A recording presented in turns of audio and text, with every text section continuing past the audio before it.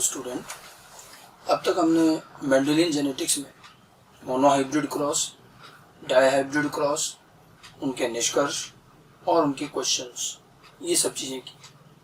अगर हम इसी में आगे बढ़ें तो मेंडल ने अपने मोनोहाइब्रिड और डाईहाइब्रिड क्रॉस और उनके निष्कर्षों के बाद आगे भी काम किया। अगले चरण में उन्होंने ट्राईहाइब्रिड क्रॉस किया, मतलब पहले 2 लक्षणों का, पहले तो 1 लक्षणों का क्रॉस, फिर 2 लक्षणों का क्रॉस, अब उसके बाद में 3 लक्षणों का क्रॉस।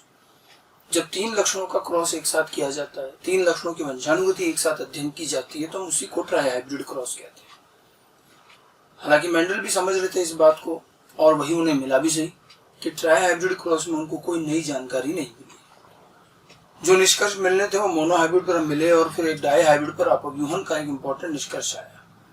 ट्राईहाइब्रिड पर यही सब बातें वापस मिली, नया कुछ नहीं आया। वही अपव्यूहन, पृथक्करण जो था, निष्कर्ष वही रहे, नया कोई चीज नहीं आई। ट्राईहाइब्रिड क्रॉस को बहुत डिटेल में पढ़ने की बहुत आवश्यकता भी नहीं है। हमें ज़्यादा से ज़्यादा उसका रेशो पूछा जाता है, और वो भी फिनोटिपिक रेशो। तो हमें थोड़ा सा आउटलाइन पता होना चाहिए। हम एक एग्जाम्पल लेकर इस काम को कर सकते हैं। ट्राईहाइब्रिड क्रॉस परिभाषा, त्रिसंकर संकरण किसको कहेंगे? जब 3 लक्षणों का एक साथ वंशानुगति अध्ययन की जाए। ठीक है, 3 लक्षणों की वंशानुगति एक साथ अध्ययन की जाती है ट्राईहाइब्रिड। हम एक उदाहरण लेते हैं। हमने डाईहाइब्रिड में लिया था राउंड एंड येलो, बीच के 2 लक्षण। इसी में हम ऊंचाई का एक लक्षण और जोड़ देते हैं, टॉल राउंड येलो। ठीक है, टॉल राउंड येलो समयुग्मी प्रभावी लेंगे, capital T, capital T, capital R, capital R, capital Y, capital Y. इसका क्रॉस करेंगे ड्वार्फ, रिंकल्ड एंड ग्रीन, ये रिसेसिव आ जाएंगे स्मॉल सारे, small T, small are, small Y. अब क्रॉस की शुरुआत वैसे ही होगी, और क्रॉस वैसे ही किया जाएगा जैसे एक डाईहाइब्रिड क्रॉस किया। पहले हम इनके, ये हमारी पेरेंट पीढ़ी है, इन पैतृक पीढ़ी के गैमेट बनाए जाएंगे। तो ये तो पेरेंट पीढ़ी होगी, गैमेट बनाएंगे। आप देखिए ये सारे के सारे समयुग्मी हैं, अर्थात n की वैल्यू क्या रहती है? 0 और 2 की घात 0 यानी कि 1, गैमेट का फॉर्मूला। ठीक है, तो इसमें एक प्रकार का गैमेट बनेगा capital T, capital R, capital Y. ठीक है, इधर गैमेट बनेगा small T, small are, small Y. ये गैमेट्स हो गए। और आपको बताया गया था कि जब गैमेट बनाते हैं और अगर जीन समयुग्मी है तो समयुग्मी जीन में हर जोड़े में से एक एक ले लेना है, बस एक टाइप का गैमेट बनेगा। फिर आप देखिए इनसे कृत्रिम परपरागण कराया गया तो एक विषम युग्मी अवस्था प्राप्त हुई, T T R R Y Y, ये F1 पीढ़ी कहलाई। और F1 पीढ़ी के जब लक्षण देखे गए तो ये F1 पीढ़ी थी टॉल, कैपिटल आर होने की वजह से round and yellow, tall round and yellow, ये F1 पीढ़ी होगी। क्रॉस बिल्कुल उसी तरह से चल रहा, परिणाम भी जो अपेक्षित था वैसे ही आ रहा है, कोई नई बात नहीं आ रही है। फिर इस F1 पीढ़ी का भी जैसे पहले के क्रॉस में किया गया उसी तरह से स्वपरागण किया गया। F1 पीढ़ी का स्वपरागण करने पर, स्वपरागण किस प्रकार से करते हैं? वही नर युग्मक मादा युग्मक बनाए जाएंगे, तो इनके नर युग्मक और मादा युग्मक बनेंगे। अब कितने कितने प्रकार के गैमेट बनेंगे? अगेन गैमेट का फॉर्मूला काम में लेंगे। अब F1 पीढ़ी ये रही आपकी, तो इसमें पहले भी हम 2 की घात n में n का मान निकालें, तो यहाँ देखिए 1, 2 और 3 विषम युग्मी अवस्था है, तो n का घात 3, n बराबर 3, 2 की घात 3 मतलब 8 प्रकार के गैमेट। ठीक है, तो ये 8 गैमेट बनेंगे। और 8 गैमेट किस प्रकार से बनेंगे ये आपको बताया भी गया था, 4 लाइन विधि बताई गई थी। ठीक है, तो नर युग्मक 8 प्रकार के और मादा युग्मक भी 8 प्रकार के होंगे, तो 8 प्रकार के गैमेट। और जब 8 प्रकार के गैमेट, मैं 8 गैमेट बना नहीं रहा हूँ, मैं सिर्फ क्रॉस की आउटलाइन बता रहा हूँ आपको। 8 गैमेट कैसे बनते हैं हम गैमेट में बता चुके हैं, वही बनेंगे। और जब 8 गैमेट होंगे तो F2 पीढ़ी के चेकर बोर्ड में कुल जाइगोटिक संगठन कितने आएंगे? एक तरफ 8 नर युग्मक, एक तरफ 8 मादा युग्मक, तो चेकर बोर्ड में कुल संगठन कितने हुए? 8 × 8 64 हो जाएंगे। तो F2 पीढ़ी में 64 जाइगोटिक संगठन प्राप्त होंगे, F2 में 64 संगठन। ठीक है, ये मैंने एक आउटलाइन लिखा है ट्राईहाइब्रिड क्रॉस का। अब देखिए 64 संगठन वाला इतना बड़ा चेकर बोर्ड अगर मैं नहीं बनाना चाहूं तो क्या बिना चेकर बोर्ड बनाए भी हम एटलीस्ट फिनोटिपिक जीनोटिपिक रेशो तो निकाल सकते हैं? हमें रेशो चाहिए यहाँ, क्योंकि हमसे डायरेक्ट रेशो पूछा जाएगा। ठीक है, और रेशो निकाल सकते हैं। ठीक है, जरूरी नहीं है कि इसके लिए हम पूरा चेकर बोर्ड बनाए। मेंडल ने भी तो बिना चेकर बोर्ड बनाए भी तो एक बार को रेशो दे दिया था। मेंडल ने कहा था स्वतंत्र अपव्यूहन के अनुसार एक डाई हाइब्रिड क्रॉस दो मोनो हाइब्रिड क्रॉस का गुणा है, और उन्होंने रेशो निकालने के लिए 3:1 3:1 का गुणा कर लिया तो 9:3:1 आ गया। तो जिस तरह से वहां किया गया यहां भी कर सकते हैं, ये मानते हुए कि इन तीनों लक्षणों में अपव्यूहन है, तो एक try hybrid cross 3 mono hybrid cross का गुणा हो जाए। तो अगर हम चाहें तो इसका रेशो डायरेक्ट बना सकते हैं, और ये मेथड आपको ध्यान रखना है, अपव्यूहन अगर है, ये हम मान के चल रहे हैं, तो आप गुणा करके सारी चीज निकाल सकते हो, क्रॉस करने की जरूरत ही नहीं। ये काम करने का एक शॉर्टकट तरीका भी है। देखिए, फिनोटिपिक रेशो निकाले 3 मोनो हाइब्रिड क्रॉस का गुणा, एक मोनो हाइब्रिड क्रॉस का रेशो 3:1, दूसरे का भी 3:1, तीसरे का भी 3:1। अब केवल अगर गुणा ही करना है तो गुणा करना कोई बड़ी बात नहीं है, हम इन दोनों का पहले गुणा कर ले, 3 ब्रैकेट है, पहले इन दो का कर ले, तो इन दो का गुणा करने पर आता है 9:3:1। फिर इस 9:3:1 का फिर 3:1 में गुणा कर ले, ठीक है। इनका गुणा किया, 9×3 27, फिर ये 9, 3 और 3 9, 3 और 1 3, फिर 9, 3, 3 और 1, ठीक है। इस प्रकार ये संख्याएं आएंगी। लेकिन देखिए, इस तरह से गुणा करके केवल आप संख्या प्राप्त कर सकते हो, पूरी चीज नहीं आएगी। अब कोई आपसे ये पूछे कि ये जो 27 आए इनका क्या फिनोटाइप है, यानी कि जो सबसे ज्यादा संख्या में आ रहे हैं संततियां वो कैसे हैं, इनका फिनोटाइप क्या है, या यूं पूछ रहे कि नहीं आप तो बताओ कि ट्राई हाइब्रिड क्रॉस की F2 पीढ़ी में टॉल, राउंड और ग्रीन पौधों की प्रायिकता कितनी आएगी। अब अपने को खाली टॉल, राउंड, ग्रीन की प्रायिकता पूछी है, अपन गुणा कर रहे हैं, खाली संख्या आ रही है, इससे कैसे पता चलेगा। तो इसके लिए क्या करना होता है, काम पूरा करें, गुणा तो करेंगे, लेकिन इन गुणा करने के साथ साथ इनके लक्षण भी लिखते जाओ, जिससे कि आपका काम पूरा होगा, फिर सारे आंसर मिलेंगे। लक्षण कैसे लिखने देखो। अब अपन क्या करें, जैसे पहला लक्षण कौन सा था अपना, टॉल। देखिए क्या लक्षण लिया था, टॉल, राउंड और ग्रीन, यानी कि टॉल और उधर ड्वार्फ। तो टॉल ड्वार्फ पहला लक्षण हुआ ऊंचाई का, उसमें 3:1 आएगा, 3 उसमें टॉल रहेंगे, 1 ड्वार्फ रहेगा, अपन यूं लिख लेते, टॉल एंड ड्वार्फ में 3:1। दूसरा लक्षण था राउंड, रिंकल्ड, तो ये राउंड 3 और रिंकल्ड 1 आएगा। और तीसरा लक्षण था येलो, ग्रीन, तो ये येलो और ग्रीन अप्रभावी। अब मैंने इन संख्या के साथ में क्या कर दिया, इनके लक्षण लिख दिए। अब जिसका जिससे गुणा कर रहे हो उनके लक्षण भी लिखते जाओ, समझ गए। जैसे अपन ने इन दोनों का गुणा किया, टॉल, राउंड, तो ये क्या आ जाएगा, ये होगा टॉल, राउंड 9, फिर ये आया टॉल, रिंकल्ड, फिर 1 और 3 का मल्टीपल ड्वार्फ, राउंड, और ये हो जाएगा ड्वार्फ, रिंकल्ड। इस तरह से इन चारों का फिनोटाइप आ गया। अब हमारे ये जो 3:1 है, ये येलो है और ये ग्रीन है। अब इनका इनसे गुणा कर लेते हैं तो सबके फिनोटाइप आ जाएंगे। 9 का 3 से गुणा किया तो 27 जो आएंगे, ये क्या आएंगे, ये आए टॉल, राउंड, येलो, देखो।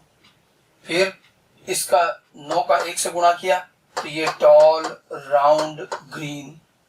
फिर इस 3 का 3 से गुणा किया, टॉल, रिंकल्ड, येलो। 3 का 1 से गुणा करेंगे, टॉल, रिंकल्ड, ग्रीन।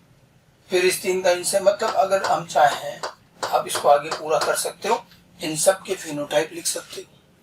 जिस संख्या का जिससे गुणा कर रहे हो उसके लक्षण भी साथ साथ लिखते जाइए, तो फिर आपको न केवल रेशो मिलेगा बल्कि हर एक फिनोटाइप की मात्रा या प्रायिकता भी मिल जाएगी। अब हमसे कहा गया था कि भाई सबसे ज्यादा जो पौधे मिले, संततियां मिली, वो किस प्रकार के थे, तो टॉल, राउंड, येलो। क्या प्रायिकता थी सब, तो 27 आए हैं, तो प्रायिकता कैसे निकालेंगे, कुल संख्या कितनी, इनको सबको जोड़ो, सबको जोड़ोगे 64 आएगी। 64 का जाइगोटिक संगठन था, तो टॉल, राउंड, येलो की प्रायिकता कितनी, 27/64, 64 में सही। मैंने कहा था, हमें पूछा था टॉल, राउंड, ग्रीन की प्रायिकता बताओ, तो टॉल, राउंड, ग्रीन ये रहा 9/64। इस तरह से आप किसी भी प्रकार के फिनोटाइप की प्रायिकता निकाल सकते हैं। तो संख्या गुणा करने के साथ फिनोटाइप भी लिखें, ओके। अब इस रेशो को हम थोड़ा सा रिशफल कर लें तो एक प्रॉपर रेशो बन जाता है। ये रेशो बनेगा 27 999 333 1, 27 999 333 1। ये है F2 पीढ़ी का phenotypic ratio try hybrid cross में। मोनो हाइब्रिड क्रॉस में रेशियो था 3:1, डाई हाइब्रिड में हो गया 9331 और ट्राई हाइब्रिड में हो गया 27999331 फिनोटिपिक रेशियो। समझ में आ गई बात? ठीक है। कोई हमसे कहे कि नहीं साहब जीनोटिपिक रेशियो भी बताओ, हालांकि जीनोटिपिक रेशियो आपसे तो पूछा नहीं जाएगा, बहुत लंबा सा रेशियो बनेगा, पर तरीका आप चाहो तो ध्यान रख सकते हो। अगर हमें जीनोटिपिक रेशियो भी बनाना हो तो जैसे हमने फिनोटिपिक रेशियो के लिए गुणा किया, जीनोटिपिक रेशियो के लिए किसका गुणा करेंगे? 1 to 1, फिर 1 to 1, ठीक है, और फिर 1 to 1 3 बार करेंगे। इस तरह से इनका गुणा कर लेंगे तो फिनोटाइप भी आ जाए, जीनोटिपिक रेशियो भी आ जाए। तो ट्राई हाइब्रिड क्रॉस कैसे करना है, उसमें कोई बड़ी बात नहीं है, जो मैंने आपको पहले बताया, ये लक्षण ले 3 और जैसे क्रॉस होता है, ठीक है। हमसे रेशियो पूछा जा सकता है, वो भी फिनोटिपिक रेशियो। तो फिनोटिपिक रेशियो कैसे निकालना है, गुणा करके निकाला जा सकता है, ठीक है।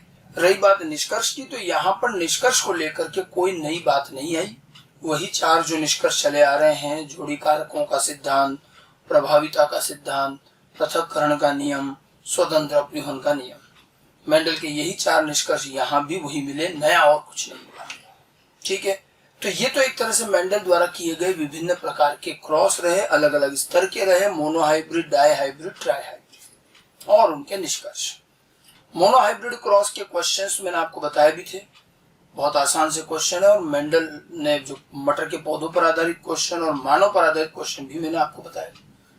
ऐसे ही अब डाई हाइब्रिड, ट्राई हाइब्रिड आधारित भी क्वेश्चन आएंगे क्रॉस के, ठीक है। देखिए मोनोहाइब्रिड क्रॉस में क्वेश्चन आसान होता है, एक ही लक्षण, एक ही जीन है, सीधा गैमेट बनाकर रेशो आ जाता है, प्रायिकता आ जाती है। लेकिन समस्या कब आती है? जब 2 जीन हैं, 3 जीन है, कई बार और बड़े आते हैं, 4 जीन, 5 जीन वाले टेट्रा हाइब्रिड, पेंटा हाइब्रिड पौधा दिया है या जीव दिया है और उनका क्रॉस करा रहे हैं। अब अगर इतने सारे जीन लेकर के क्रॉस कराएंगे और क्वेश्चन आएगा ऑब्जेक्टिव, तो अब आप देखिए कितना समय लगेगा। अगर हमें कोई 3 जीन का ट्राई हाइब्रिड क्रॉस का क्वेश्चन आ जाए कि इन दोनों का क्रॉस किया और बताओ कि ये वाली संतति किस प्रायिकता में आई, ऐसा ही कोई क्वेश्चन आ गया। अब आपको किसी ट्राई हाइब्रिड क्रॉस में केवल एक विशिष्ट प्रकार की संतति की प्रायिकता निकालनी। अब अगर उस एक क्वेश्चन को करने में आप पूरा ट्राई हाइब्रिड क्रॉस करने लगे और 64 का चेकर बोर्ड बनाकर करने लगे, तो ये तो ठीक है कि भाई आंसर तो निकाल लोगे, बट यहाँ आप देखिए मुश्किल रहेगी समय, इतने बड़े बड़े क्रॉस को करने में टाइम बहुत लगेगा। और इसीलिए जेनेटिक्स के क्वेश्चन में अगर बच्चों को, स्टूडेंट्स को तरीका सही नहीं आता है तो उनमें समय बहुत लगता है और दूसरे क्वेश्चन छूट जाते हैं। तो हमें लंबी विधि से काम नहीं करना। देखिए एक स्टैंडर्ड विधि तो ये होती है, जब भी कोई क्वेश्चन दिया जाए कि जो पैतृक दे रखे हैं, पेरेंट दे रखे हैं, उनके जीनोटाइप देखो और फिर उनके गैमेट बनाओ, फिर उनसे चेकर बोर्ड बनाओ और फिर जो रेशो पूछा है या प्रायिकता पूछी तो वो निकालो। अब गैमेट बनाकर चेकर बोर्ड बना के कार्य तो होगा, लेकिन समय बहुत लगेगा। हमें एक ऑब्जेक्टिव के लिए बायोलॉजी में औसतन 30 सेकंड से ज्यादा वक्त नहीं मिलता, तो हमारे पास फिर ये इतने बड़े बड़े क्वेश्चन करने का तरीका क्या है। अब आप देखिए ऐसी स्थिति में हम एक शॉर्टकट तरीका आपको बता रहे हैं, जिसमें न आपको न तो कोई गैमेट बनाना है और न ही कोई चेकर बोर्ड, बस आपको 2 चीज आनी चाहिए और मैं उम्मीद करता हूँ वो आती होगी। पहला है मोनोहाइब्रिड क्रॉस आना चाहिए, जो हमने पढ़ा, क्योंकि सबका आधार मोनोहाइब्रिड क्रॉस ही, मोनोहाइब्रिड क्रॉस आना चाहिए, उसका रेशो वगैरह जो भी। और दूसरी चीज जो आनी चाहिए वो गुणा करना आनी चाहिए, और उम्मीद है वो सबको आता ही होगा। तो मोनोहाइब्रिड क्रॉस और मल्टीप्लिकेशन, गुणा करना, बस इन 2 से हम ये काम कर सकते हैं। इसमें हमारा आधार रहेगा अपव्यूहन। जब किसी बड़े कई जीन के क्रॉस में अगर समस्त जीन अपव्यूहन दर्शाएंगे तो हम परिणाम गुणा करके निकाल लेंगे, जैसे हमने यहाँ निकाला। मल्टीप्लिकेशन से आ जाए, बस शर्त है अपव्यूहन होना चाहिए। अब प्रश्न में कभी लिखा नहीं जाएगा अपव्यूहन है, ठीक है, हमें मान के चलना पड़ेगा। कैसे मानेंगे? अगर क्वेश्चन में कुछ नहीं लिखा है तो अपव्यूहन ही लेना है, क्योंकि अपव्यूहन के अलावा एक चीज और होती है, लिंकेज, संलग्नता। लेकिन संलग्नता के क्वेश्चन में संलग्नता स्पष्ट लिखी जाती है कि जीन ए व बी संलग्न है, तो फिर संलग्नता लेनी है। और जीन ए और बी का क्रॉस किया गया, कुछ नहीं लिखा है, मतलब अपव्यूहन के लिए लिखते नहीं। अब मैं आपको एक शॉर्टकट तरीका बता रहा हूँ, वही इसको कहते हैं मोनोहाइब्रिड मल्टीप्लिकेशन मेथड, जिसमें बड़े से बड़े क्रॉस को एक स्टेप में किया जा सकता है और सब चीज कैलकुलेट हो सकती है बिना गेमिट, बिना चेकर बोर्ड के। उसका तरीका देखिए, फिर उसी को हम क्वेश्चन में अप्लाई करेंगे। जैसे इसको कहते हैं मोनोहाइब्रिड मल्टीप्लिकेशन मेथड, ये एक शॉर्टकट तरीका है। जैसे मान लेते हैं हमें क्रॉस दिया गया कि इन दो जीवों का क्रॉस किया गया, कोई भी हो सकता है, हमने ये दो ले लिए। मैं अभी 2 जीन पे बता रहा हूँ, फिर आप इसको आगे के ज्यादा जीन पे भी लगा सकते हैं। अब हमसे पूछा है कि इन क्रॉस में आप ये चीज बताइए कि इन दोनों के क्रॉस में ये जीनोटाइप वाला किस प्रायिकता में आएगा संतति, या इस जीनोटाइप वाली संतति किस प्रायिकता में आएगी, या मान लो ये कहा जाए कि प्रभावी लक्षणों वाली संततियों की प्रायिकता निकालो। ऐसा कुछ भी क्वेश्चन आ सकता है। तो इनका करें कैसे काम। अब हमारा जो एक स्टैंडर्ड तरीका है गेमिट बना के करने का, तो या तो इनके गेमिट बना लो, गेमिट बना के करें। अब गेमिट बना के करने में क्या होगा, इसके कितने गेमिट बनेंगे, अब अपने को टिप्स पढ़ना चाहिए। ये 2 जीन है विषम युग्म में, गेमिट कितने बनेंगे, 2 की घात 2 यानी कि 4 गेमिट। 4 गेमिट ये बनाएगा, 4 गेमिट ये बनाएगा, 16 का चेकर बोर्ड बनेगा और उसमें से आंसर आएगा। अब या तो आप 16 का चेकर बोर्ड बना के आंसर निकालो, जो समय लगेगा, उसकी बजाय अब हम दूसरा तरीका लेते हैं। या आप मान के चलेंगे दोनों जीन में अपव्यूहन है, तो जीन ए की वंशानुगति जीन बी से स्वतंत्र है, तो आप इन दोनों जीन का अलग अलग मोनोहाइब्रिड परिणाम लिखिए। अब मोनोहाइब्रिड क्रॉस तुरंत आना चाहिए। यहाँ लोगों से बहुत से गलतियां होती है, उनको लगता है मैं मोनोहाइब्रिड क्रॉस आता है और वही गलती करते हैं। अब जैसे मैं अगर इनका मोनोहाइब्रिड क्रॉस लिखूं, ठीक है, तो जैसे जीन ए का मोनोहाइब्रिड परिणाम, अब आप ये देखिए आपको चाहिए क्या, ये जीनोटाइप की प्रायिकता चाहिए, तो आप जीनोटिपिक रेशियो लिखो। जीन ए का क्रॉस करने पर जीनोटिपिक रेशियो क्या आता है, तो अब ये हमें तुरंत लिखना आना चाहिए इस प्रकार से। अपने को प्रायिकता निकाल ली, इनकी भी प्रायिकता लिख लो, 1/4, 2/4, 1/4, जो ओरिजिनल प्रायिकता आती है चेकर बोर्ड से वो। 2/4 लिखोगे ज्यादा अच्छा है, 1/2 करोगे तो सही रिजल्ट, मतलब जो आना चाहिए उससे थोड़ा अलग आएगा। तो अपन तो जो ओरिजिनल प्रायिकता वो लिखे। अब उसके बाद में जीन बी की प्रायिकता, तो जीन बी की प्रायिकता क्या है, जीन बी का परिणाम लिख लें। जीन बी का परिणाम भी कुछ इसी तरह से आएगा। तो पहले दोनों जीन के मोनोहाइब्रिड रेशियो लिख लो, 1/4, 2/4, 1/4 हो गया।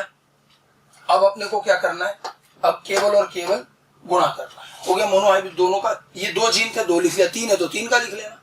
अब इसकी प्रायिकता चाहिए capital A, capital A, capital B, small B. तो आप देखिए कैपिटल ए और कैपिटल बी स्मॉल बी, ये रहा, ये बनेगा, ये कॉम्बिनेशन बनेगा। इसमें इन दोनों की प्रायिकता गुणा कर लो, 1/4 और 2/4, ये हो गया 2/16। मतलब ये आया प्रायिकता, मतलब ये जो है 16 के चेकर बोर्ड में 2 बार आएगा, 2/16। ठीक है, दूसरा ले लो, कैपिटल ए, स्मॉल बी, ये वाला कॉम्बिनेशन। ठीक है, इसमें क्या आ रहा है, इसकी प्रायिकता 1/4 और इसकी भी प्रायिकता 1/4, दोनों को गुणा करेंगे 1/16 आ गया। ऐसे आप कोई सा भी जीनोटाइप दिया गया हो आप आराम से निकाल सकते हो। आपको केवल उन जीन का क्या करना, मोनोहाइब्रिड रिजल्ट लिखना है, उसके बाद गुणा करना है। इस तरह से कर सकते हैं। आगे बात समझ में। तो ये जो दोनों हैं, इनका तो मैंने आपको सॉल्व करना बता दिया कैसे करना। अपनी कॉपी में इसको लिखें, और ये एक तरीका है। अगर आपको कोई भी जैसा दिया गया जीनोटाइप हो किसी भी क्रॉस में, तो एक व्यक्तिगत जीनोटाइप की प्रायिकता ऐसे गुणा करके निकालना, कोई पूरा चेकर बोर्ड बनाने की जरूरत नहीं। अब तीसरा जो प्रश्न है, प्रभावी लक्षणों वाली संततियां। एक चीज ध्यान रखना, अगर हमें ये दे रखा है तो साफ दिख रहा है जीनोटाइप है, तो हमने जीनोटाइप परिणाम लिखा है। अब हमसे तीसरा क्वेश्चन पूछा प्रभावी लक्षण, प्रभावी पूछ सकता है, अप्रभावी पूछ सकता है। तो जब भी प्रभावी अप्रभावी पूछा जाता है, मैंने आपको बताया भी था कि प्रभावी अप्रभावी का पता फिनोटाइप में चलता है। ठीक है, तो अगर आपसे प्रभावी लक्षणों वाली संततियां पूछिए तो आपको फिनोटाइप में से आंसर मिलेगा, अभी इसमें से नहीं मिलेगा। ये आपने क्या लिख रखा है, जीनोटिपिक रेशियो। अब आप इस जीनोटिपिक रेशियो को पहले फिनोटिपिक रेशियो में बदल सकते हो। तो जब भी आपसे प्रभावी अप्रभावी कोई लक्षण की बात कर रहा है तो फिनोटाइप पर आना पड़ेगा। तो इसके लिए हमें अब फिनोटिपिक रेशियो चाहिए, जो पूछा जाए उसी अनुसार काम कीजिए। ये बहुत लचीला मेथड है, बहुत आसान है। तो अभी मैंने आपको जीनोटाइप का तरीका बताया, इसको कर ले पहले। तो अब तीसरे क्वेश्चन के लिए कैसे करना है आप देखिए, मैं इसको हटा रहा हूं। अब अपन इसको पहले तो फिनोटिपिक रेशियो में बदलें। तो ये जो रिजल्ट था, क्या आप इसका फिनोटिपिक रेशियो लिख सकते हो? इसका फिनोटिपिक रेशियो बिल्कुल लिखा जा सकता है। कैसे?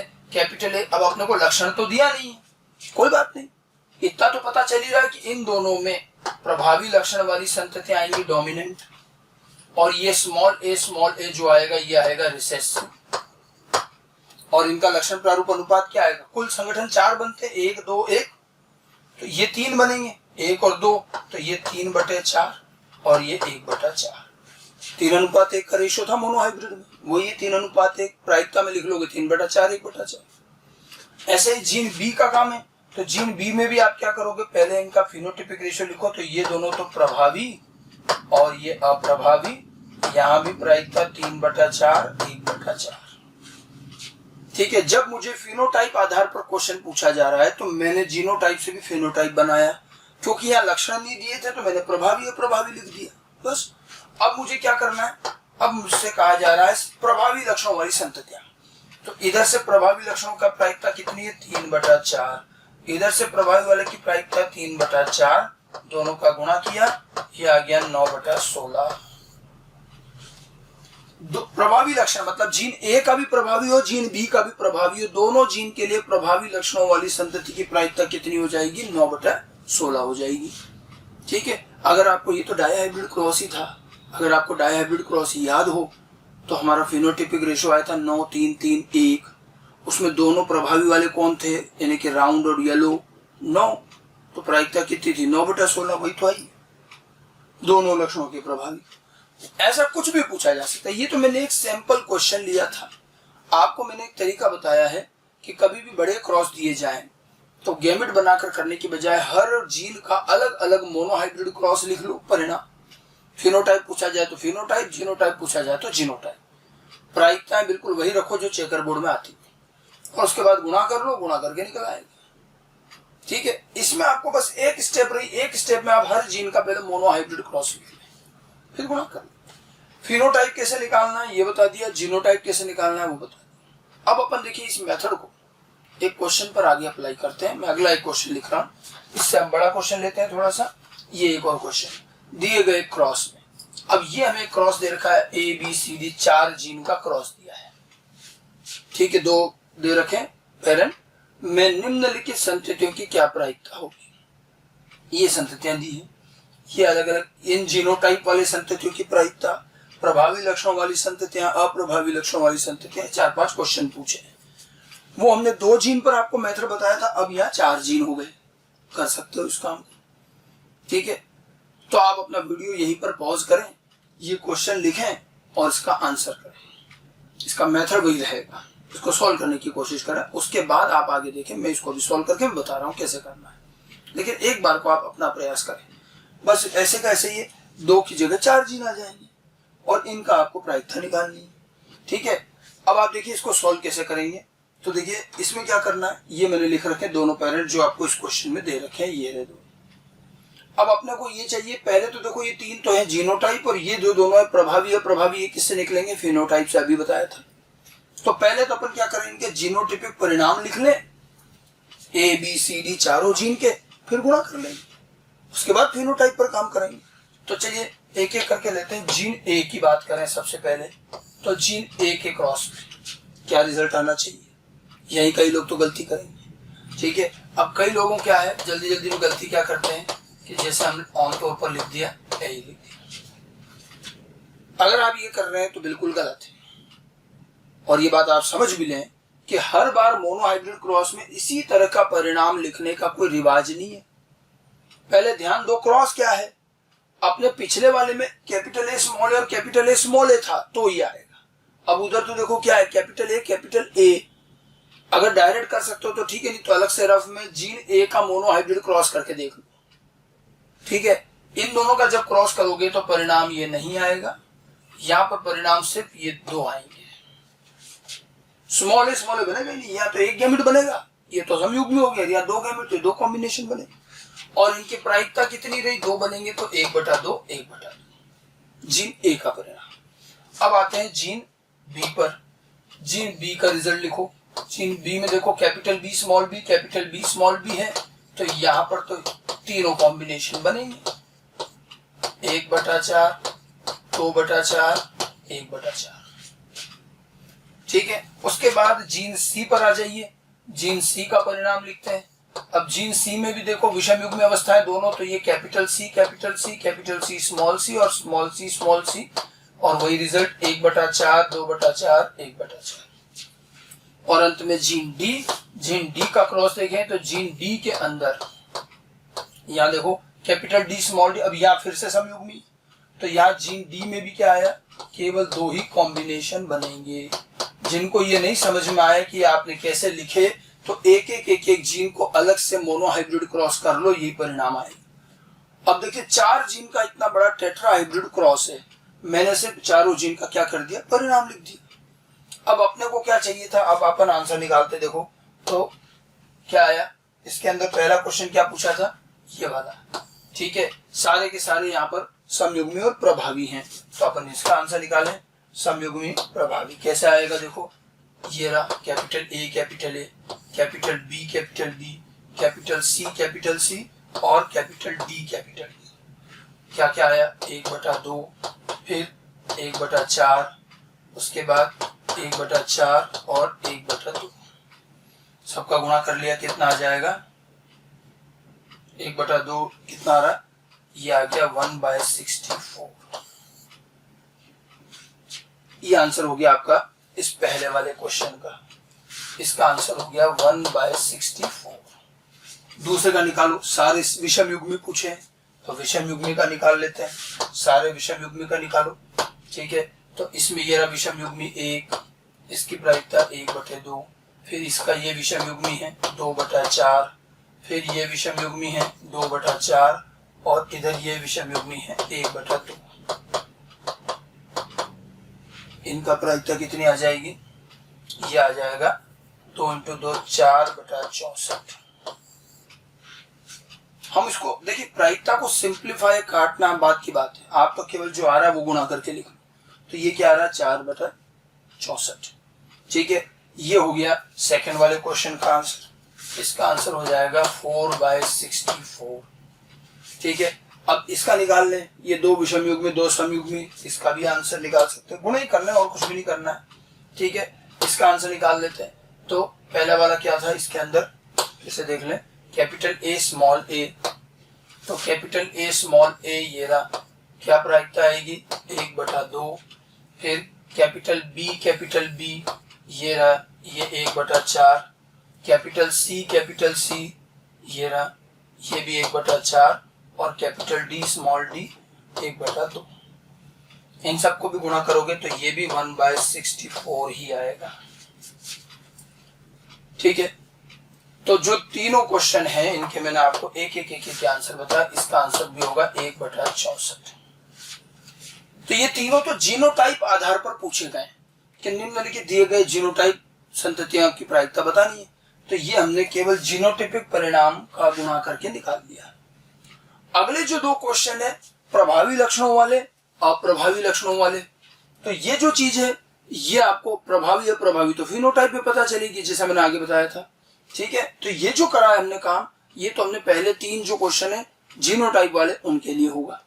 तो इसको कर ले, क्लियर देख लें, हमने सारे जीन का क्या रिजल्ट लिखा और गुणा करना है।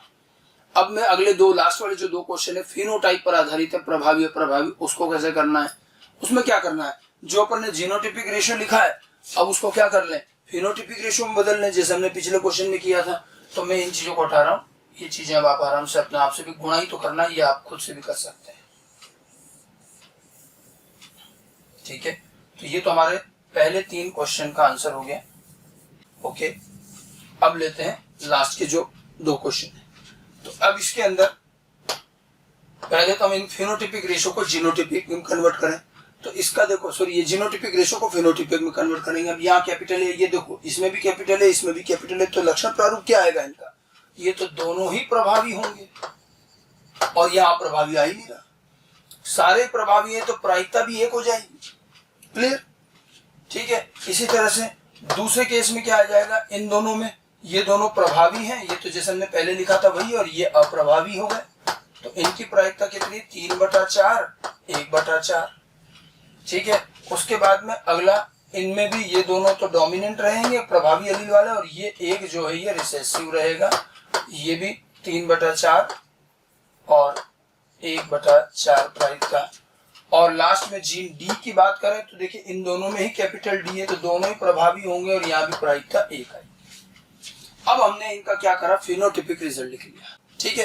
अब हमसे क्या कहा है क्वेश्चन में पूछा है सारे प्रभावी एलील, प्रभावी संततियों की प्रायिकता। तो प्रभावी की प्रायिकता गुणा कर लो। प्रभावी की प्रायिकता 1, यहाँ से आ गया ये 1, इधर से आया ये 3/4, फिर इधर से ये आ गया ये भी 3/4 और ये लिया 1।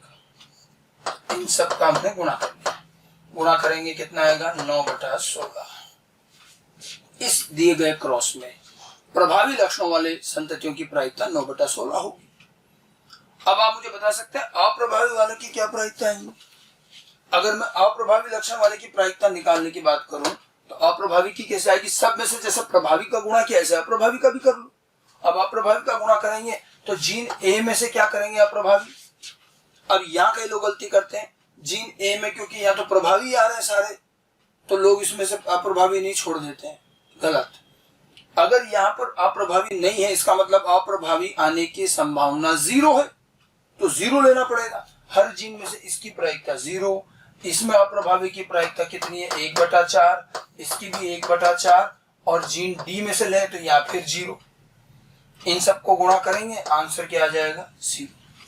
यानी कि इस दिए गए क्रॉस में प्रभावी लक्षणों वाले की प्रायिकता 9/16 है, ठीक है, लेकिन अप्रभावी लक्षणों वाले की प्रायिकता 0 है। अर्थात इस क्रॉस में ऐसा कोई संतति नहीं बनेगा जिसमें कि चारों जीन का अप्रभावी आ जाए। पूरी तरह से अप्रभावी संतति बनेगी नहीं, क्योंकि जीन ए में और जीन डी में तो अप्रभावी लक्षण ही नहीं आ पा रहा है। इसलिए यहाँ पूरी तरह से अप्रभावी की प्रायिकता तो क्या हो जाएगी, 0। तो ये जो मैंने आपको 5 क्वेश्चन दिए थे, ठीक है, इनके अगर मैं आंसर की बात करूं तो प्रभावी लक्षणों का आंसर हो गया हमारा 9/16 और इसका आंसर 0 हो गया। इन 3 के लिए तो हमने जीनोटिपिक रेशियो लिख के गुणा किया और इसके लिए हमने उसको फिनोटिपिक रेशियो बदल के गुणा किया। जो मैंने आपको 2 जीन पर एक सैंपल क्वेश्चन करके दिखाया था, उसी को मैंने 4 जीन पर अप्लाई करके दिखाया।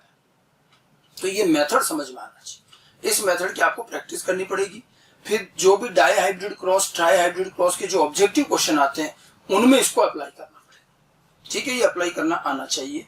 ये तो मैंने क्या अभी बिना किसी लक्षण के ABCD लिख करके करा दिया। अब हम थोड़ा सा इसको लक्षणों वाले जो ऑब्जेक्टिव क्वेश्चन आते हैं उस पर भी अप्लाई करें। तो ठीक है, अब आगे बढ़ते हैं। ये मेथड समझ में आया और ये क्वेश्चन सॉल्व करने का तरीका, इसको एक बार अच्छे से आराम से समझ लें। उसके बाद हम इसी मेथड को अप्लाई करेंगे। मैंने एक क्वेश्चन लिख रखा है अपनी कॉपी में, इसको भी लिख लें और पहले खुद से करने की कोशिश करें। ठीक है, प्रश्न क्या है, किसी पौधे में लंबापन बोनेपन पर व लाल फल पीले फलों पर प्रभावी है। यानी कि लंबा प्रभावी है बोने पर, लाल फल बनना प्रभावी है, पीला फल अप्रभावी, ये लक्षण दे रखा है। अब क्वेश्चन क्या है, यदि एक लंबे व लाल फल वाले, और ये जीनोटाइप दिया है विषम, इस पौधे का क्रॉस लंबे व पीले फल वाले से करें तो लंबा और पीले का जीनोटाइप ये प्रश्न में दे रखा है, पौधे से किया गया। तो निम्नलिखित संततियों की प्रायिकता पूछी गई। ये एग्जाम में आया हुआ एक ऑब्जेक्टिव क्वेश्चन है, मैंने इसको थोड़ा सा बदल दिया है, ऑप्शन हटा दिए और संततियां बढ़ा दी।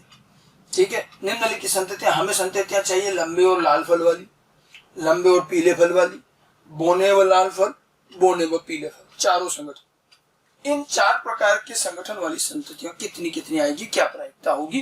क्वेश्चन में ये साफ दे रखा है कि इसका क्रॉस इससे किया गया। अब ये क्वेश्चन डाई हाइब्रिड क्रॉस पर आधारित है। आपको मैंने 4 पूछा है, ऑब्जेक्टिव क्वेश्चन में हो सकता है वो एक ही पूछे। करेंगे कैसे, अब आप देखिए, इसमें हम पहले तो इसको सॉल्व करने का तरीका देखें। तो हमारे पास में जो दोनों पौधे दे रखे हैं, जीनोटाइप क्या दिया है, एक तो ये विषम युग्मी है और दूसरा इस प्रकार का। पहले तो जो प्रश्न में दिया गया जीनोटाइप है वो लिखिए। अब आप देखिए, इस क्वेश्चन को करने के 2 तरीके हैं। एक तो है सामान्य गेमेट बना के करना, जो मैंने आपको कहा था हमेशा कि क्रॉस करने के हमेशा 2 तरीके रहेंगे आपके पास। एक तो गेमेट निर्माण करके चेकर बोर्ड बना के, जो एक व्यवस्थित तरीका है, वो समय लगता है, टाइम कंज्यूमिंग है। उसकी बजाय फिर एक एक जीन का मोनो हाइब्रिड क्रॉस करके गुणा करने वाला शॉर्टकट मेथड बताया था। आप यहाँ दोनों अप्लाई कर सकते हैं। मैं मेथड, अब यहाँ क्वेश्चन का आंसर अपनी जगह, मुख्य रूप से मेथड का देखना है। अगर मैं इसको गैमेट बना के भी करूंगा तो बहुत ज्यादा समय नहीं लग रहा वैसे तो, और हम शॉर्टकट विधि से भी कर सकते हैं। अगर अपन गैमेट बना के करते तो कैसे करते, देखो अगर मैं इसको सामान्य स्टैंडर्ड तरीके से करता तो इसके कितने गैमेट बनते हैं, अब आपको दिख रहा है 2 विषम युग्मी तुरंत आना चाहिए, 2 की घात 2 यानी कि 4, तो यहाँ 4 गैमेट बनते हैं। 4 गैमेट बनते हैं, capital T capital R capital T small are small t capital R small T small r. Gamete निर्माण सबका अच्छे से आना चाहिए, इसके लिए बढ़िया प्रैक्टिस कर लें, जीनोटाइप लिख करके, फोर्क लाइन बना के। इधर कितने गैमेट बनेंगे, अब यहाँ एक ही विषम युग्मी है, एक तो समयुग्मी है, तो ये 2 ही गैमेट बनाएगा, 2 की घात 1 हो जाएगा, तो ये कैपिटल टी स्मॉल आर, एक तो ये और एक स्मॉल टी स्मॉल आर, ये बनेंगे। फोर्क लाइन बना के बना लोगे, 4 गैमेट इधर 2 गैमेट इधर। अब आप चेकर बोर्ड बना लो, 8 संगठन आएंगे, एक तरफ 4 एक तरफ 2। चेकर बोर्ड में ये जरूरी नहीं कि दोनों तरफ गैमेट बराबर ही हो, अब इसमें एक तरफ तो 4 गैमेट लिखे जाएंगे, एक तरफ 2 ही लिखे जाएंगे और 8 का चेकर बोर्ड बनेगा। फिर उसमें से आपको जो प्रायिकताएं पूछिए निकाल लो, लंबे पीले जो भी है। तो ये तो एक तरीका है, लेकिन इसमें निश्चित रूप से समय लगेगा। अब आप पहले चेकर बोर्ड बनाओगे, उसके बाद एक एक को ढूंढोगे। अब यही चीज हम अपनी दूसरी शॉर्टकट विधि से करते हैं।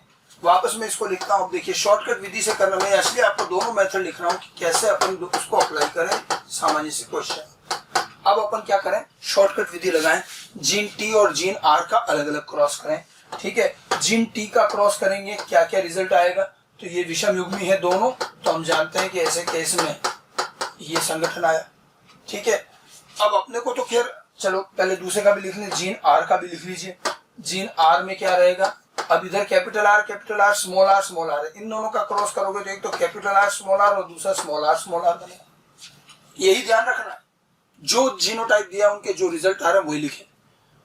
अब अपने को पूछा है लंबे व पीले फल वाले, लंबे व लाल फल वाले, तो ये फेनोटाइप पूछा है कि जीनोटाइप, फेनोटाइप पूछा है, तो अपन यहाँ अभी गुणा नहीं करें। अब क्या कई लोगों की आदत जल्दबाजी में विस्क में लिख दिया 1/4 2/4 1/4 गुणा कर लिया, तो ये तो जीनोटाइप है, इससे नहीं आएगा आंसर। अपने को फेनोटाइप पूछा है तो फेनोटाइप पर चलिए, ये तो जीनोटाइप था, तो इसमें आप देखिए ये हमारा किस रेशो में आता था, 1:1।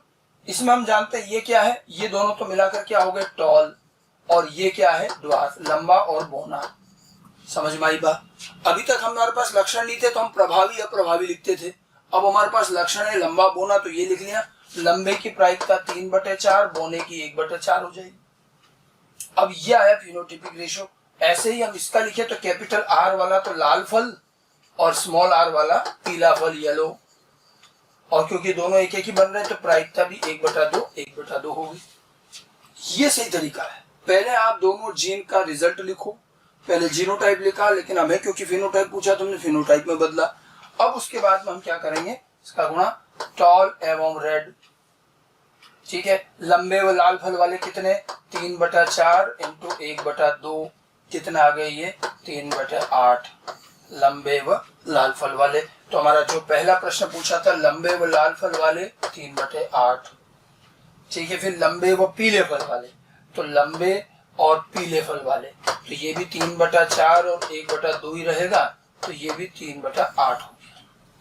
तो दूसरे वाले प्रश्न का भी आंसर क्या आ जाएगा, लंबे व पीले वाले की भी प्रायिकता 3/8 ही रही।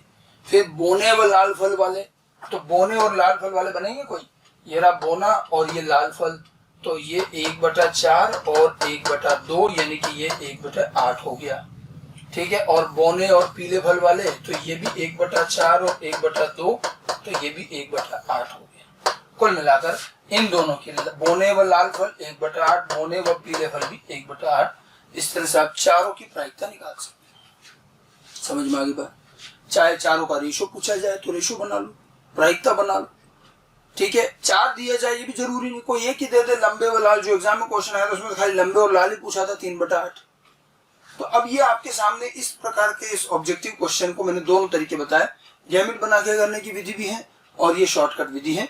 ये आपकी ज्यादा आसान रहेगी अगर क्रॉस बड़े हैं, जीन ज्यादा है। ठीक है, तो ये मैंने उसी क्वेश्चन को मेथड को अप्लाई करके बताया शॉर्टकट तरीके। अब एक दूसरे पैटर्न का क्वेश्चन और लेते हैं। अगला क्वेश्चन देखिए। ठीक है, किसी डाइहाइब्रिड क्रॉस की F2 पीढ़ी में, किसी डाइहाइब्रिड क्रॉस की F2 पीढ़ी में ये जो संततियां दी हैं, चारों संततियां किस अनुपात में प्राप्त होंगी। F2 पीढ़ी की संततियों में ये 4 किस अनुपात में प्राप्त होंगी। ये क्वेश्चन भी एग्जाम का ही है और इस पैटर्न के कई क्वेश्चन आते रहते हैं। हमसे कहा जा रहा है कि डायहाइब्रिड क्रॉस की F2 पीढ़ी में इन 4 का अनुपात बताना है कि ये 4 किस अनुपात में आएंगे। ठीक है, और ये ऑप्शन, इसमें मैंने ऑप्शन भी दे दिए, सारे रेशियो दे रखे, कौन सा आंसर होगा। अब इस क्वेश्चन को कैसे करना है, हम अपना वही शॉर्टकट मेथड ही इस्तेमाल में लाएंगे। ठीक है, अब यहाँ कई लोग गलती कर जाते हैं कि डायहाइब्रिड क्रॉस की F2 पीढ़ी कैसे करें। अब यहाँ देखो A और B दे रखा है, इसका मतलब डायहाइब्रिड क्रॉस कौन सा है, तो सीधी सी बात है डायहाइब्रिड क्रॉस ये वाला ही होगा। डायहाइब्रिड क्रॉस तो इसी तरह का लिया जाएगा, इसी से आएगी सर, कोई एक्चुअल क्रॉस तो यहीं से शुरू होता है। अब अगर मैं इस पूरी चीज को लिखता हूं, देखिए कैसे करेंगे, तो ये हमारा डायहाइब्रिड क्रॉस की शुरुआत, हम शुरू से देखें इसको। ये डायहाइब्रिड क्रॉस दे रखा आपने, ठीक है। अब इसका अगर हम क्रॉस करें तो इसमें क्या हो रहा है, देखो इसका गैमेट क्या बना, एक गैमेट बना, इसमें भी गैमेट एक बना, ये तो पहले भी कर रखा है। इससे इसकी संतति ये आई, संतति आई। अब कुछ लोग क्या है, यहाँ आकर कंफ्यूज होते हैं। अब आप देखो संतति तो ये आ रही है, ये आई क्या, नहीं, ये भी नहीं, ये भी नहीं, ये आई है। ठीक है, और आंसर कर देते पहला 0 0 0 1, ये 3 तो नहीं आया, ये 1 आया। तो क्या यहाँ पहला आंसर होगा, नहीं होगा। कारण आपसे पूछा कहां गया है, कौन सी पीढ़ी, F2। आप बातचीत कहां कर रहे हो, ये पीढ़ी कौन सी थी, ये तो F1 है। तो अपने को यहां नहीं रुकना। अगर प्रश्न में F2 नहीं लिखा होता तो हम यहीं रुक जाते, फिर आंसर पहला होता। क्योंकि अगर डायहाइब्रिड क्रॉस की संततियों में इन 4 का अनुपात क्या आता तो फिर संतति एक ही आ रही है तो आंसर पहला हो जाता। लेकिन डायहाइब्रिड क्रॉस की F2 पीढ़ी की संततियों में तो F2 तक तो जाना पड़ेगा। ये क्या है, ये F1 है। ठीक है, अब अपने को F1 से F2 चाहिए, तो अब हम इसमें स्वपरागण करेंगे। स्वपरागण करने का मतलब क्या हुआ कि इसका इसी से वापस क्रॉस कर लें। स्वपरागण मतलब स्वयं से ही क्रॉस। ठीक है, ये स्वपरागण होगा। अब जो संतति आएंगी वो F2 होंगी। अब उसमें अपने को इन 4 का रेशियो चाहिए। अब यहां अब दोनों तरीके हैं, या तो अब गैमेट बना के करो तो 4 गैमेट बनेंगे, 16 का चेकर बोर्ड बना, फिर उसमें से ढूंढो ये कितनी बार आया, ये कितनी बार, ऐसे निकालो रेशियो, और या फिर अपना वो शॉर्टकट मेथड। अब अपन यहाँ फिर से शॉर्टकट मेथड अप्लाई करें, तो शॉर्टकट मेथड अप्लाई करेंगे तो जीन ए का क्रॉस, ठीक है, जीन ए के क्रॉस में क्या आएगा, वही विषम युग्म अवस्था है तो तीनों संगठन बनेंगे। और ऐसे ही जीन बी का क्रॉस कर लो तो ये जीन बी के परिणाम आ जाएंगे। ये अब क्योंकि देखो इस बार अपने को रेशो निकालना, अनुपात, तो हम प्रायिकता में बेकार में नहीं फंसे। अनुपात निकालना तो इनके अनुपात क्या है, 1 2 1 और 1 2 1। अब अपने को क्या करना है, जो कॉम्बिनेशन चाहिए वो बना लो। पहला कॉम्बिनेशन प्रभावी वाला है तो कैसे बनेगा, देखिए गुणा करना सिर्फ, capital A capital A, capital B capital, ये हो गया ना पहला।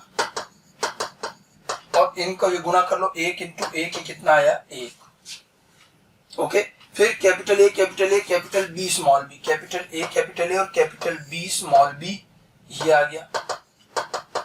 इसको गुणा करेंगे 1 इंटू 2 तो ये कितना आ गया, 2। फिर capital A small A capital B, इन दोनों को गुणा करेंगे तो ये 2 और 1 तो ये भी 2 आएंगे। और अंत में दोनों विषम युग्मी, capital A small A capital B small B, 2 into 2 ये कितनी बार आएगा, 4 बार। आपको इनके अनुपात का गुणा करते जाना है, 1 2 2 4। तो इस हिसाब से हमारा आंसर हो गया ये रहा 1 2 2 4, कि ये चारों संततियां किस अनुपात में प्राप्त होंगी, तो 1 2 2 4 के अनुपात में प्राप्त होंगी। समझ में आ गई बात। इस प्रकार का भी क्वेश्चन हो सकता है, ऐसा कोई भी क्रॉस दिया जाए और कुछ गिने चुने जीनोटाइप के रेशो पूछ सकता है, तो जो जो पूछा जा रहा है बिल्कुल उसी तरह से ढंग से पूरा क्रॉस, जो पीढ़ी की बात कर रहा वहां तक जाए। मैं पहले बता चुका हूं, अगर क्वेश्चन में पीढ़ी नहीं लिखी जाती है तो क्रॉस को एक ही पीढ़ी तक करना होता है। अगर ये F2 नहीं होता तो अपन भी यहाँ रुक जाते, और F2 लिखा है दूसरी पीढ़ी तो दूसरी पीढ़ी तक चले, F1 से फिर F2, ऐसे करना है। ठीक है, ये तो खैर एग्जाम का ही क्वेश्चन है और ये तो मैंने आपको एक सिस्टमेटिक तरीके से बताया है। बाकी अन्यथा तो इसका तो आसान सा तरीका, ये तो डायहाइब्रिड क्रॉस ही अपने को वैसे भी आइडिया होना चाहिए। और खैर आप तो मेथड ध्यान रखिए, ऐसे में अब कोई भी क्रॉस हो, कोई भी संगठन हो, आराम से इसको किया जा सकता। समझ में आ गई बात। ये एक और तरीका है और ये एक अलग पैटर्न के क्वेश्चन है। आगे बढ़ते हैं।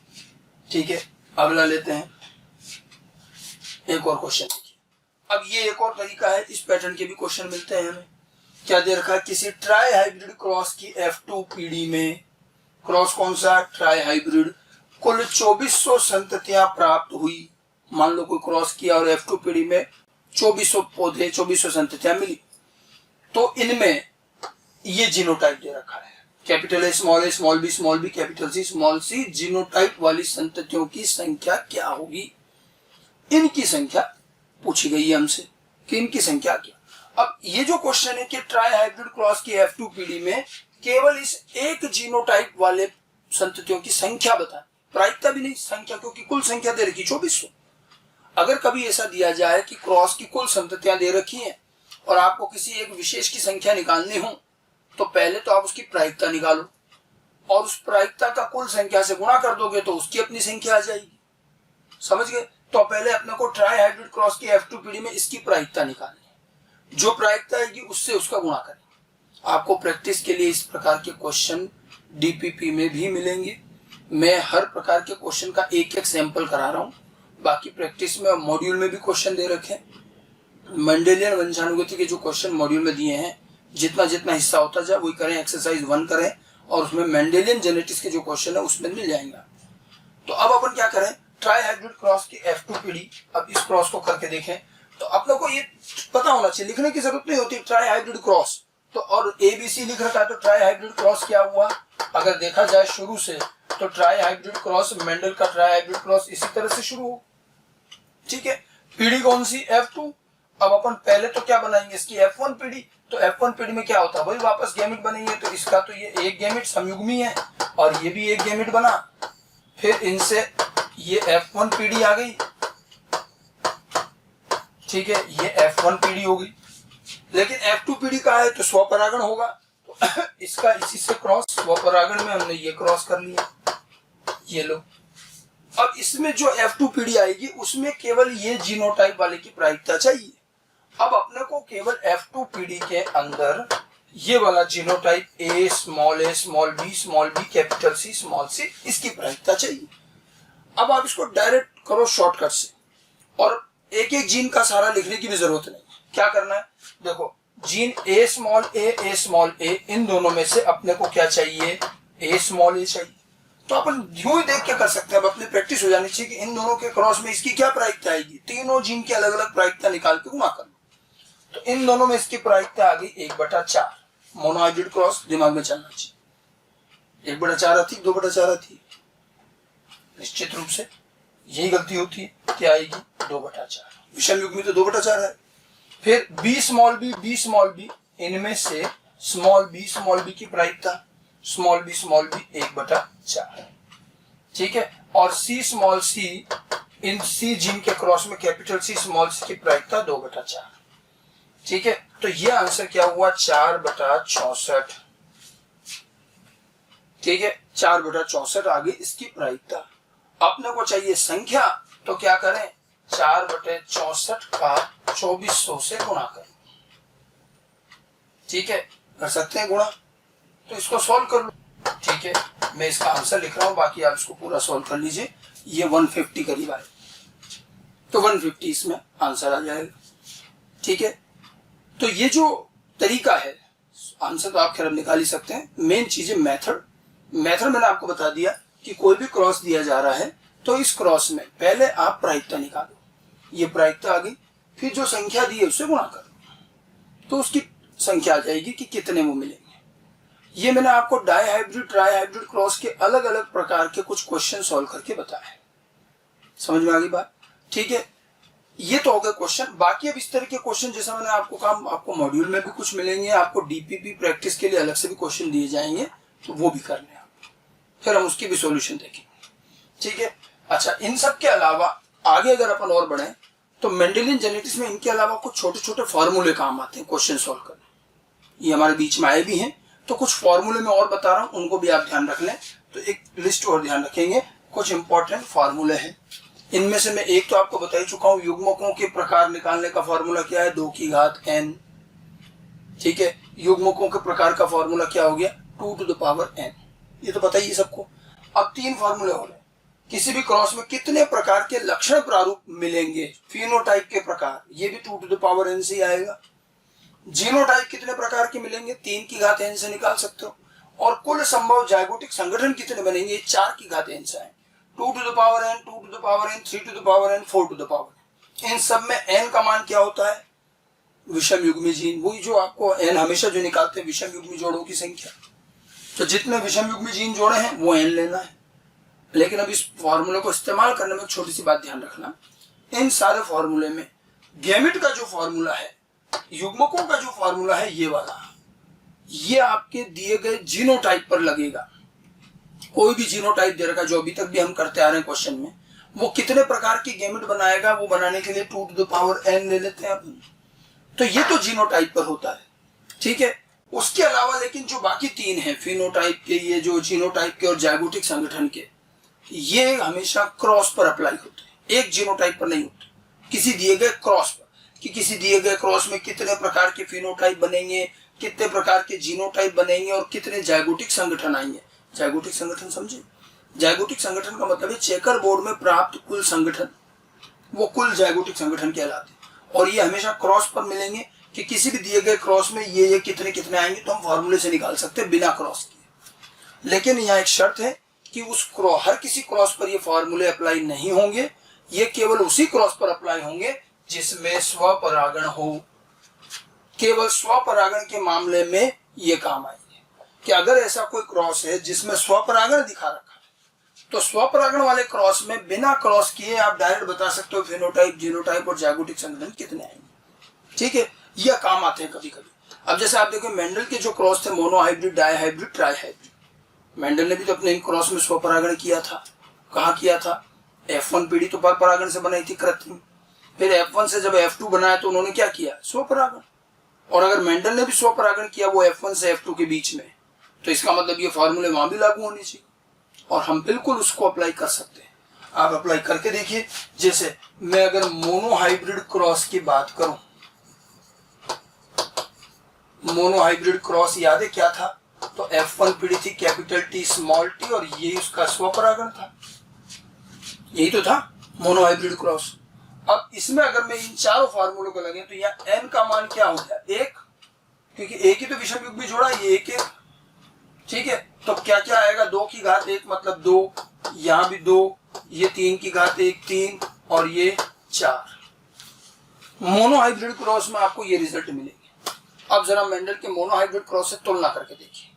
मेंडल के मोनोहाइब्रिड क्रॉस में जब F1 से F2 का स्वपरागण करा गया तो दो प्रकार के गैमेट बने थे। F1 के गैमेट 2 ही तो बने थे, कैपिटल T स्मॉल t, 2 प्रकार के गैमेट बने। 2 प्रकार के फिनोटाइप आए जब स्वपरागण किया, क्या परिणाम आया, रेशो 3:1। फिनोटाइप तो 2 ही प्रकार है ना, लंबा और बोना, तो रेशो कुछ भी आया हो लेकिन 2 प्रकार के फिनोटाइप। 3 प्रकार के जीनोटाइप आए, किस रेशो में आए, 1:1, 3 प्रकार के जीनोटाइप। 4 जाइगोटिक संगठन मिले थे। चेकर बोर्ड के अंदर कुल संगठन कितने थे, 2 गैमेट थे, 4 संगठन।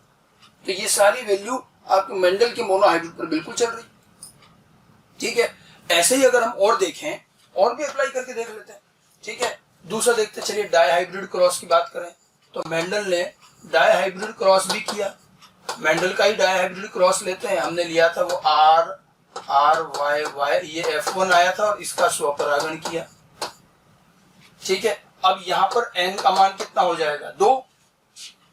अब इसमें जरा देखो क्या आएगा, n का मान 2 रखो तो गैमेट के प्रकार कितने आ जाएंगे, 4। फिनोटाइप भी कितने आ गए, 4।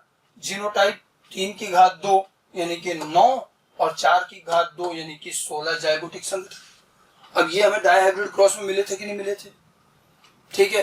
4 प्रकार के गैमेट बने थे, F1 से F2 जाते हैं तो F1 में 4 प्रकार के गैमेट बने, 4 ही प्रकार के फिनोटाइप आए, 9 3 3 1, 4 प्रकार। 9 प्रकार के जीनोटाइप आए, क्या था रेशो, 1:1, 2:4, 1:1 हो गए 9, और 16 का चेकर बोर्ड बना था यानी कि 16 जाइगोटिक संगठन। क्लियर। इस तरह से जिस भी क्रॉस में स्वपरागण हो रहा होगा वहां आप ये फार्मूले लगा सकते हैं। और अगर अपन देखें, एक और लेके देख लेते हैं, मैंने ट्राई हाइब्रिड क्रॉस भी तो किया था, तो ट्राई हाइब्रिड पर भी देखो, तो अगर हम ट्राई हाइब्रिड पर अप्लाई करेंगे तो ट्राई हाइब्रिड क्रॉस में n का मान क्या हो जाएगा, ट्राई हाइब्रिड क्रॉस में n की वैल्यू हो जाएगी 3 विषम युग्मी रहेंगे। तो n की वैल्यू 3, 2 की घात 3 मतलब 8 गेमिट, फिनोटाइप भी 2 की घात 3 8, जीनोटाइप 3 की घात 3 यानी कि 27 और 4 की घात 3 जाइगोटिक संगठन 64। और ट्राई हाइब्रिड का भी थोड़ा बहुत तो काम किया ही था हमने। 8 प्रकार के गेमेट बनते हैं ट्राई हाइब्रिड में, ये तुमने बना के भी बताए थे। ठीक है, 8 प्रकार के फिनोटाइप, फिनोटिपिक रेशियो तो निकाल लिया था अपने ट्राई हाइब्रिड का शुरू में। क्या रेशियो आया था? 27 999 331, जोड़ो सारे 3 3 6 और 2 8, 8 प्रकार के फिनोटाइप। जीनोटिपिक रेशियो में निकाल के नहीं बताया तो उनका बहुत लंबा बनेगा, 1 to 1 1 to 1 1 to 1 का गुणा करेंगे 27 प्रकार के जीनोटाइप आएंगे। और आपको बताया था कि F2 पीढ़ी में 8 गेमेट 64 का जाइगोटिक संगठन बनेगा, 64 का चेकर बोर्ड बना। तो ये जो है ये मेंडल के ही क्रॉस के परिणाम पर मैंने इसको अप्लाई किया है।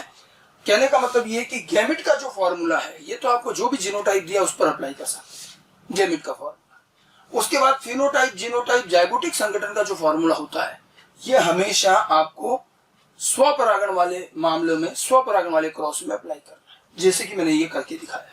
तो कभी कभी आपकी ये भी चीज काम आ जाती है। ठीक है, तो अब जैसे एक उदाहरण लेते हैं, मान लीजिए उदाहरण लेते हैं कि ये एक क्रॉस दिया है कि मान लीजिए ये 2 पेरेंट का आपस में क्रॉस किया है। ठीक है, और इसमें आपसे पूछा जा रहा है कि आप फिनोटाइप, जीनोटाइप, जाइगोटिक संगठन बताइए। तो क्या इस क्रॉस में आपके वो फॉर्मूले काम आएंगे या नहीं आएंगे? ठीक है, अब हम कैसे निकालेंगे? पहली बात तो ये पता होना चाहिए, मैंने आपको कहा फॉर्मूले कब काम आएंगे, जब स्वपरागण। और आपको कैसे मालूम चलेगा कि दिया गया क्रॉस में स्वपरागण है? बहुत आसान है। स्वपरागण कैसे पहचानना है? कि जब दोनों पेरेंट का जीनोटाइप समान हो, अर्थात स्वपरागण। तो यह जीनोटाइप समान है, जीनोटाइप चाहे कुछ भी हो, दोनों तरफ नर मादा दोनों में जीनोटाइप सेम है, मतलब स्वपरागण। तो यहाँ पर n का मान कितना आ जाएगा? n का मान 1 हो गया, 1 विषम युग्मी, a तो समयुग्मी। ठीक है, तो अब आपको इसमें फिनोटाइप पूछा जा रहा है 2 की घात 1, जीनोटाइप पूछा जा रहा है 3 की घात 1, जाइगोटिक संगठन 4 की घात 1, ये आ जाएगा। ठीक है, इस तरह से कोई भी दिया जाए आप डायरेक्ट निकाल सकते हो फॉर्मूला बेस पे। अब लेकिन अगर आपसे ये पूछा जाए क्या कि नहीं, आपको तो क्रॉस में ये दे रखा है, इधर कैपिटल A स्मॉल एक तो ये दिया और एक ये दिया, इन दोनों के क्रॉस में।